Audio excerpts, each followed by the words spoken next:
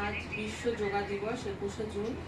তাই আমি রাজশ্রী বরার যোগাসন প্রশিক্ষণ কেন্দ্রের পক্ষ থেকে একটি আসন করে আপনাদের দেখাচ্ছি। আমি নিয়মিত ব্যায়াম আসন অভ্যেস করি এবং তার জন্য আমি সুস্থ আছি। আপনারাও নিয়মিত করুন এবং সুস্থ থাকবেন, ভালো থাকবেন।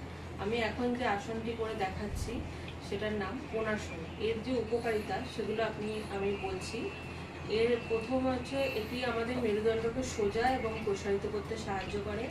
দ্বিতীয়ত আমাদের কোমর ও পেটের মেদ কমাতে সাহায্য করে, আমাদের হজম শক্তিকে বৃদ্ধি করতে সাহায্য করে, মানসিক চাপ ও ক্লান্তি কমাতে সাহায্য করে। তো আমি আসনটি করে আপনাদের দেখাচ্ছি।